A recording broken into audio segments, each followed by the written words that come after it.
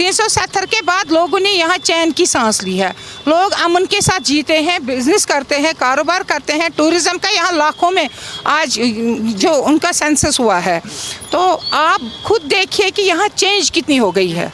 और इस चेंज में हमारी यूथ भी शामिल है, हमारी पुलिस भी है, J&K पुलिस है, इंडियन आर्मी है, और खासकर जो यहाँ पे जो प्रधानमंत्री है उनका भी रोल अदा है। हम उनका शुक्रिया करते हैं कि हमारे प्रधानमंत्री ने यहाँ पे जो माहौल चेंज किया है एक साथ, जो हमारी जो आइडियोलॉजी थी यहाँ के रीजनल पार्टीज़ की, उनकी चेंज की।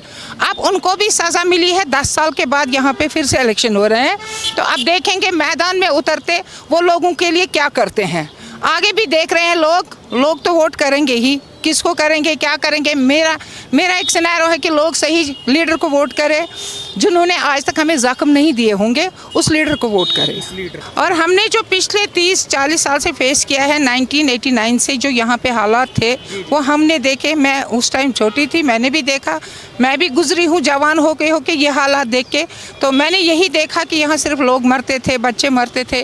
अब लोगों को भी समझ आया है, यहाँ के यूथ्स को समझ आया है, मतलब यहाँ पे लोग क्या चाहते हैं। लेकिन एक चीज़ हम करते हैं कि यहाँ पर प्रधानमंत्री को हम इसका क्रेडिट देते हैं, जिन्होंने इनको तमाचा मारा, ये सारी चीज़ें बंद हो गई, बच्चे मरने से बच गए, जेलों से बच गए। आज की डेट में कोई माँ बाप परेशान नहीं कि हमारा बच्चा बाहर निकलता है तो वो स्टोन उठाएगा, किसी पुलिस वाले पे फेंकेगा, फिर उसकी जेल होगी।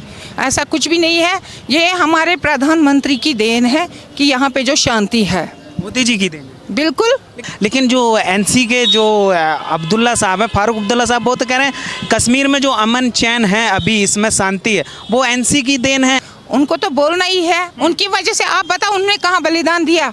यहाँ पे माइग्रेंट लोग हैं, आज तक वो कश्मीर से बाहर है। आज तक जो भी यहाँ पंडित लोग हैं वो कश्मीर से बाहर है। 2014 तक इन्होंने राजनीति खेली। 2014 तक आज तक किसी ने बोला कि हम उन पंडितों को वापस लाएंगे, उनको अपने घर देंगे, उपनाम का हक देंगे, ऐसी कोई बात नहीं हुई। अब हमारे उमर अब्दुल्ला साहब तो बताएंगे फिर हारा ही क्यों उन्होंने पार्लियामेंट इलेक्शन।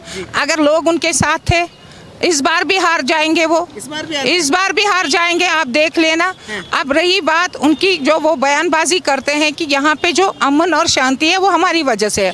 आप बताइए, आप इसके पार्ट एंड पार्सल किस जगह पे हैं? क्या किया आप लोगों ने जनता के लिए? आप उनको पूछिए कि आपका रोल कहाँ पे है इस अमन और शांति में और इस डेवलपमेंट में। वो चाहते ही नहीं है यहाँ पे ऐसा माहौल हो जाए, वो बिल्कुल नहीं चाहते हैं। यहाँ की जनता से आप एक मेरे को छोड़ के आप एक जनता से पूछो कि वो क्या चाहते हैं। क्यों नहीं चाहते? वो अपना खानदानी राज चालू रखेंगे, यहाँ के लोग कुर्बान होते जाएंगे। लेकिन अब यहाँ के लोगों को भी पता चला है, आज की नई जनरेशन है, उनको भी पता चला है कि हम किस दौर में गुजर गए और हमें क्या चुनना चाहिए। अच्छा, जैसे मैनिफेस्टो आया, आपने देखा होगा कि एनसी का कहना है कि हम सत्ता में आए तो 370 को बहाल करेंगे, पाकिस्तान से बात होनी चाहिए। क्या लगता है आपको कि एक मिनट, एक बात बताओ, अगर हम इंडियन है, पाकिस्तान से क्यों बात करनी है? अगर उनका मैनिफेस्टो है वो यहाँ पे 370 को बहाल करेंगे, उनको बोलो आपका रोड मैप कहाँ है और कहाँ से करेंगे, ठीक है। ये सारी चीज़ें, अब उनका मैनिफेस्टो कुछ और है, ये सारा मैनिफेस्टो सेंटर से चलेगा।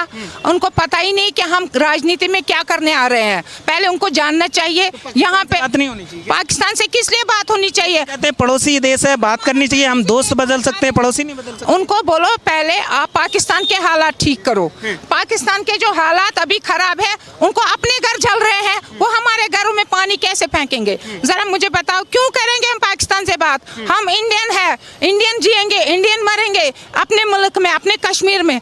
मैं बोलती हूँ आपको, मुझे बोलो पाकिस्तान से बात करने के लिए, मैं उनको बताती हूँ पहले वो अपने घरों का माहौल ठीक करे, फिर हमारे घरों में जाके देखे। अच्छा, 370 की आपने बात करी, 370 के हटने से यहाँ शांति है, माहौल अच्छा है, लोग घूम रहे हैं, टूरिस्ट भी आ रहे हैं। लेकिन एनसी तो कहती है कि हम सत्ता में आए तो 370 वापस लाएंगे, तो कश्मीरियों का हक दिलाएंगे। बताइए, अब 370 से हमें क्या मिलता था? हमें गोलियां मिलती थी, बंदूकें मिलती थी, शहीद मज़ार मिले हैं, हमें जेल मिले हमारे बच्चों को। 370 के बाद आपने भी हालात को देखा होगा, यहाँ कितनी नॉर्मलसी है, कितना पीस, अमन, शांति है। अब यही लोग हैं जो रोड़ा अटका रहे हैं, यही लोग हैं जो चाहते हैं कश्मीरी लोग फिर से उसी खून खराबा में आ जाए। लेकिन अब कश्मीरियों को भी पता चला है कि हमें किस तरह के जीना है, हमें क्या सोचना है, क्या करना है, किन लोगों के बातों में आना है। इनके वो सारे कैलेंडर ख़त्म, ये खुश थे जब यहाँ कैलेंडर होता था 6-6 महीने के। यहाँ हर कोई गरीब इंसान मरता था रोड पे, रेड़े वाला, ऑटो वाला, जो भी छोटा मोटा बिजनेस करता था वो मर जाता था। अब इनके तो घर चलते थे, इनको तो बाहर से पैसा आता था, अब इनकी दुकानें बंद हो गई है। अब ये बोलते हैं हमारी वजह से यहाँ अमन है, शांति है। वो तो इनका पार्ट एंड पार्सल है ही नहीं। ये तो विदेशों में अभी अयाशी कर रहे थे, ये तो नाच गाने कर रहे हैं। इनको बोलो किसके घर में आपने झांक के देखा कि यहाँ कौन गरीब मर रहा है, किस गरीब के घर में दाना है? क्या ये कभी सामने आए हैं मीडिया के? क्या इन्होंने कभी हाथ उठाया है कि हम जाएंगे, चलो किसी से बात करके देखेंगे, अपनी जो हमारे अपने मसले हैं अपने टेबल पे सलाह करेंगे? लेकिन इन्होंने आज तक कुछ नहीं सोचा है। ये सिर्फ लोगों को मारना चाहते हैं, चाहे एनसी के नाम पे, चाहे पीडीपी के नाम पे, चाहे कांग्रेस के नाम पे। एनसी और कांग्रेस का जो गठबंधन हुआ है, क्या लग रहा है जैसे भाजपा भी, सभी पार्टियां दावा कर रही हैं कि हम सरकार बनाएंगे, हम सरकार बनाएंगे, क्या लग रहा है यहाँ पे भाजपा टक्कर दे सकती है एनसी और जो कांग्रेस का गठबंधन हुआ है? राहुल गांधी कह रहे हैं कि मोदी जी का जो कॉन्फिडेंस को इंडिया गठबंधन ने तोड़ा है, वो डरे हुए हैं, भाजपा घबराई हुई है। ने तो 30 साल यहाँ पे हुकूमत की है, उन्होंने राजनीति 30 साल चलाई, क्या दिया लोगों को उन्होंने? फिर क्यों हालात खराब हो गए? अगर राहुल गांधी यहाँ लीडर, टॉप लीडर था, एनसी वाले टॉप लीडर थे, तो हालात क्यों खराब हुए, लोग क्यों मरे? इसी घंटा घर पे जब आग लग गई, हम औरतों ने यहाँ से खुद पाइपें उठाए और यहाँ से पानी फेंका। ये शायद आपको पूरे जेएंड के पुलिस को बताना चाहिए यहाँ हालात कैसे थे। अगर उमर अब्दुल्ला यहाँ सही था, अगर यहाँ राहुल गांधी सही था, तो हालात क्यों खराब थे? लोग क्यों दर बदर की ठोकरें खा रहे हैं, लोग क्यों मर रहे हैं? ये उनसे आप सवाल कीजिए ना। वो बड़े बड़ी बातें करते हैं अपने तख्ताशाही बंगलों में बैठ के, उनको बोलो लाल चौक में आके बात करे, जनता से बात करे। लोग कितना सफ़र कर रहे हैं। क्या शुभ नाम हुआ आपका? मेरा नाम अब्दुलरशीद गोरसी है। अच्छा ये बताइए सर, कश्मीर में चुनावी माहौल है, 10 साल बाद यहाँ इलेक्शन हो रहा है, एक मौका मिल रहा है आपको सरकार चुनने का, तो क्या लग रहा है किसकी हवा है कश्मीर में इस बार? इंशाअल्लाह अल्लाह रहमान बीजेपी की सरकार आएगी यहाँ, क्योंकि बीजेपी ने बहुत बड़े बड़े काम यहाँ किए। तो इंशाअल्लाह लोग जोक दर जोक आ रहे हैं, तो इंशाअल्लाह बीजेपी का जीत है आज। बीजेपी को क्यों चाहते हैं कश्मीर में? कश्मीर में इस वजह से चाहते हैं, पत्थरबाजी बंद हो गई है, पथराव बंद हो गया है, स्कूल बंद नहीं होते हैं, आज स्कूल खुले हैं, हर कोई काम हो रहा है, पानी मिल रहा है। जल जीवन के तहत मोदी साहब ने बहुत बड़े बड़े काम किए, तो सब बन रहे हैं। तो आधे हो गए, आधे चल रहे हैं काम कुछ। तो इसी वजह से मोदी साहब को ज़्यादा, बीजेपी को ज़्यादा वोट डालने लोग कहते हैं कि बीजेपी को जिताएंगे, क्योंकि बीजेपी काम कर रही है। बाकी जो है तो वो चोर ही हैं, उनने आज 33 साल हो गए हमारे गरीबों की खून तक चूसा है। इस वजह से बोल रहे हैं बीजेपी सरकार आनी चाहिए कश्मीर में। एनसी और जो पीडीपी, उन्होंने गरीबों को ख़त्म ही किया है, खून ही चूस लिया है। 35 साल उनकी दुकान चल रही थी, अब उनकी दुकान बंद हो रही है। आप लोग समझ गए हैं कि मौका देंगे आज बीजेपी को, इंशाल्लाह बीजेपी को मौका देंगे, इंशाल्लाह जीतेगी बीजेपी। एनसी और पीडीपी तो कह रही है कि हम सरकार बनाएंगे यहाँ कश्मीर में, बीजेपी को आने नहीं देंगे। वो बिल्कुल धोखा है, वो बिल्कुल धोखा है। अब वो उनकी दुकानें बंद, पत्थरबाजी बिल्कुल बंद है। आप पत्थर कोई नहीं मारेगा, मिलिटेंसी बिल्कुल ख़त्म है, यहाँ ज़ीरो है। ये सब कैसे हुआ? पत्थरबाजी ख़त्म, मिलिटेंसी ख़त्म, हड़तालें ख़त्म, ये सब किसकी वजह? ये मोदी की वजह से, और 370 जो हटा दिया उसकी वजह से। क्योंकि ये जाते थे दिल्ली में, वहाँ से इनको माल दे दिया, आके यहाँ बांट दिए, आप मारो पत्थर, क्योंकि इधर मिलिटेंसी है। मिलिटेंसी कुछ नहीं, इन्हीं लोगों ने मिलिटेंसी को ये खड़ा किया है, इन्हीं लोगों ने, एनसी ने और पीडीपी ने। एनसी पीडीपी ने तो जो हालात हैं वो उनकी वजह से शांत है कश्मीर में जो शांति है वो एनसी पीडीपी की वजह। जो भी शांति है कश्मीर में वो बीजेपी की वजह से, मोदी साहब की वजह से, मोदी साहब की वजह से। बिल्कुल झूठ बोल रहे हैं, ये लोगों को गुमराह कर रहे हैं ये। बताइए चाचा, क्या मुद्दा रहेगा, क्या सोच के वोट डालेंगे इस बार? इस बार हमें अच्छा कंडक्टर राजपुरा कंस्टिट्यूंसी में यूथ का, तो इसलिए हम उसी को सब वोट डालेंगे उसे। हाँ जी। किसको? अरशद साहब को, अरशद साहब, अर्शिद साहब को। अरशद साहब, अर्शिद साहब बीजेपी से हैं। अरशद साहब बीजेपी से, हमें पूरा पता है। उसका निशान कमल का फूल है।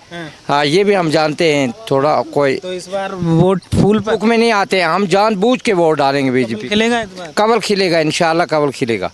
हाँ, राजपुरा में कमल खिलेगा, डिस्ट्रिक्ट पुलवामा में भी कमल खिलेगा। अच्छा, आपने तो काफ़ी कुछ देखा है। आजी थोड़ा साथ में आजी। आपने तो काफ़ी कुछ देखा है कश्मीर में, जो पहले के हालात थे, मैं 5 साल पहले की बात करूं और अब की, तो कितना बदला है कश्मीर? कश्मीर बहुत बदला है। बदलाना भी अपने तक है तो बिगाड़ना भी अपने तक है।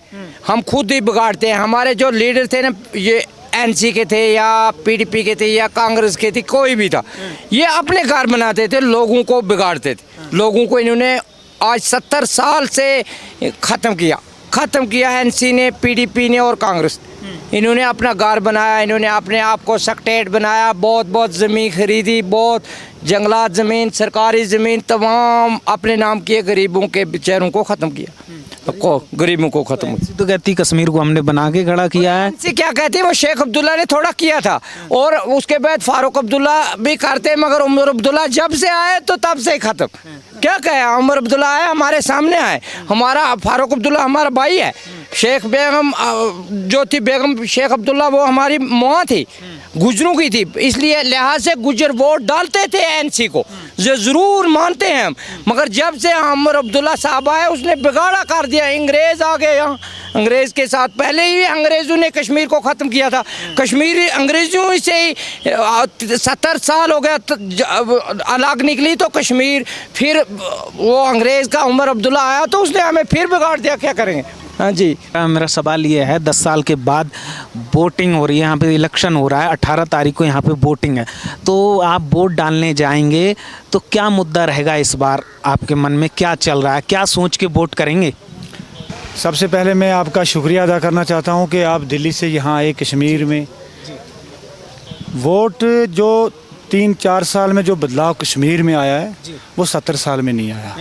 हमारे गुज्जर बकरवाल लोगों ने झोलियाँ भर भर के नेशनल कॉन्फ्रेंस को और पीडीपी को वोट डाले, लेकिन खाली वोट के लिए इस्तेमाल किया, लेकिन उनको फ़ायदा कुछ नहीं मिला। आज की डेट में मोदी जी का शुक्रिया अदा करना चाहते हैं। हमारे पहाड़ी अलग थे, गुज्जर अलग थे, बीच में इनको उन्होंने गैप रखी थी कि आज की डेट में मोदी जी ने हमें इकट्ठा कर दिया, पहाड़ियों को भी अपना हक कर दे दिया और गुज्जर बकरवाल को भी अपना हक दे दिया। जैसे कि आप जानते हैं, आज की डेट में देखा जाए कि लाल चौक में जाइए, रात के 12 बजे तक बाज़ार खुला रहता है। जहाँ अब इस वक्त है ये पुलवामा है, यहाँ स्कूलें बंद रहती थी, यहाँ हड़ताल होती थी, तो आज की डेट में लोग सुकून की ज़िंदगी जी रहे हैं, लोग खुश हैं, लोग बहुत खुश हैं। देखो यहाँ कश्मीर में मैं 2011 में सरपंच बना, खाली नाम का सरपंच था लेकिन काम का नहीं था। आज की डेट में मैं सरपंच हूँ और सरपंचों का डिस्ट्रिक्ट प्रेसिडेंट भी पुलवामा का हूँ। मैंने बहुत काम किए। हमारे हर किसी पंचायत में कम से कम 1 करोड़ रुपए का प्लान बनाया लोगों ने, वहाँ ग्राम सफाई, लोगों को पावर दिया, बैक टू विलेज हुआ, ग्राम सफा होती है, बड़े बड़े ऑफिसर लोगों के पास जाकर उनकी प्रॉब्लम जो होती है वो हल करवाते हैं। तो आपके माध्यम से मैं ये गुजारिश करना चाहता हूँ प्राइम मिनिस्टर साहब से कि जैसे यहाँ आज असेंबली का इलेक्शन हुआ, जितना हो सके उतना जल्द पंचायत का इलेक्शन होना चाहिए। असली लोगों को बेनिफिट मिलता है वो पंचायत से मिलेगा, क्योंकि लोगों को नफरत हो गई है, नेशनल कॉन्फ्रेंस हो, पीडीपी हो, इन हुक्मरानों ने आज तक जो काम किया लेकिन लोगों को खाली वोट के लिए इस्तेमाल किया। जो नेशनल कॉन्फ्रेंस के पीडीपी के जो नेता है, ये आज इलेक्शन में बाहर आए। 2 साल पहले क्यों नहीं लोगों की बात इन्होंने की? अगर ये पहले कोई नहीं आया, इलेक्शन के टाइम पर सामने नजर आ रहे हैं। कश्मीरियों की बात सुनने के लिए कोई नेता बाहर नहीं आता, कोई नहीं आया। अगर किसी ने भी काम किया वो पंचायत सरपंच ने काम किया, जब सरपंचों को एम्पावर किया मोदी साहब ने। कश्मीर में पहली बार 3 टायर सिस्टम यहाँ कश्मीर में हुआ, जैसे सरपंच बने अब्दुल्ला साहब हैं, उमर अब्दुल्ला साहब हैं, वो तो कहते हैं मैं जनता की बात करता हूँ, जनता से मिलता हूँ, जनता की हम हित की बात करते हैं, और बाकी जो पार्टियां नरेंद्र मोदी हैं वो तो जनता के हित में कुछ किया ही नहीं है। कश्मीर में जो अमन चैन है अभी वो एनसी की देन है, उमर अब्दुल्ला साहब कहते हैं। देखो, उन्होंने 70 साल यहाँ झूठ बोल बोल कर यहाँ लोगों से वोट हासिल किए। उनके पास एक हुर्बा है, बोलने का ढंग है, सियासी लीडर है, वो लोगों को कुछ भी बोल सकते हैं, कुछ भी बोल सकते हैं। वो अभी कुछ भी कह सकेंगे। तो एनसी पे भरोसा नहीं रहा क्या आप? मुझे लग रहा है जैसे नौजवान लोग जुड़ रहे हैं भाजपा के साथ, तो ऐसे कोई नहीं, कोई नहीं। कुछ नहीं है। तो मतलब इस बार भाजपा बना रही है सरकार? मुझे उम्मीद है कि जैसे यहाँ रैलियाँ बड़ी बड़ी निकली है, सरकार तो भाजपा की बनेगी, ये तो कन्फर्म है, भाजपा की सरकार बनेगी। तो अर्शिद भट्ट साहब यहाँ से जीत रहे हैं? इंशाल्लाह मुझे उम्मीद है। मैं अल्लाह ताला से यही मांगता हूँ कि ऐसे नौजवान को अल्लाह ताला ने, ये जीतेगा, ज़रूर जीतेगा। जैसे नौजवानों की मोहब्बत है इसके साथ, जीत तो ज़रूरी होगी इंशाल्लाह।